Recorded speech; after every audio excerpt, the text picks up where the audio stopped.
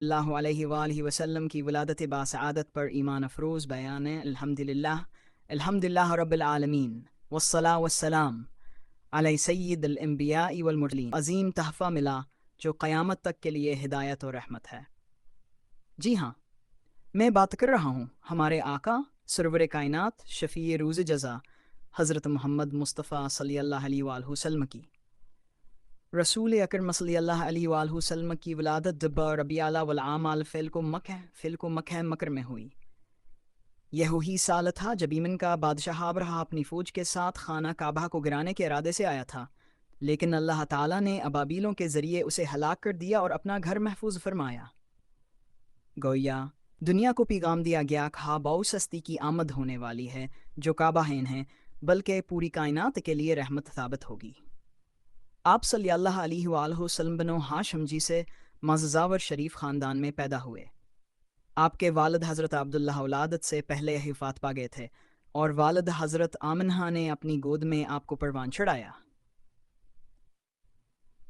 یتیمی کی حالت میں دنیا میں تشریف لانے کا ایک حکمت یہ بھی تھی کہ دنیا کو بتایا جائے کہیں ہن بھی کسی دنیاوی سہارے پر نہیں، بلکہ صرف اللہ کے سہارے پر مبعوث کیے گئے ہیں۔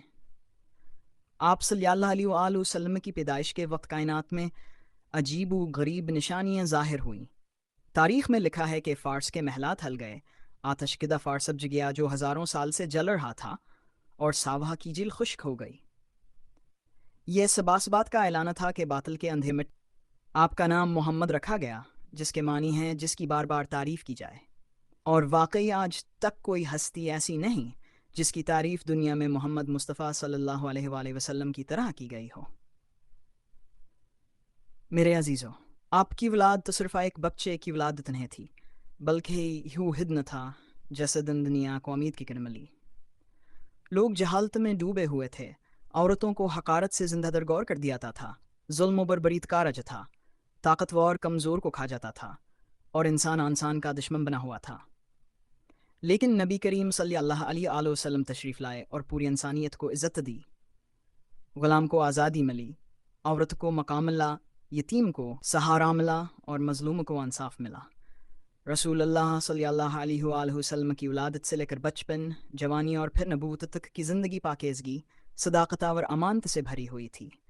آپ کو یہ اللہ تعالیٰ کی خاص حکمت تھی کہ وہ نبی جسے بعد میں انسانیت کو حق و باطل میں فرق سکھانا تھا، اس کی زندگی بچپن سے ہی سچائی اور امانت داری سے مزین ہو۔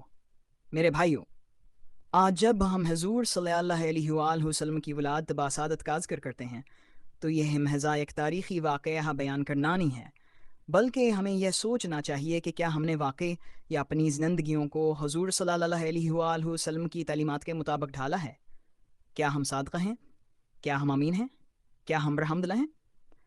اگر نہیں تو پھر ہمیں ان بار کے یادوں سے سبق لینا چاہیے اور اپنی زندگیوں کو نبی کریم صلی اللہ علیہ وآلہ وسلم کے نقش قدم پر چلانے کی کوشش کرنی چاہیے۔ حضور صلی اللہ علیہ وآلہ وسلم کی ولادت کا سب سے بڑا پیغام یہ ہے کہ دنیا میں امن قائم ہو، عدل قائم ہو، محبت پھیلے اور انسانیت کو عزت دی جائے۔ اختتامی دعا اللہ ہمیں اپنے پیارے نبی صلی اللہ علیہ وآلہ وسلم کی سیرت پر عمل کرنے کی توفیق عطا فرما، ہمیں حضور کی محبت سے مالا مال فرما، ہمارے دلوں کو نبی کریم صلی اللہ علیہ وآلہ وسلم کے نور سے منور فرما، ہمیں دنیا اور آخرت میں حضور صلی اللہ علیہ وآلہ وسلم کی شفاعت نصیب فرما۔ آمین یا رب العالمین۔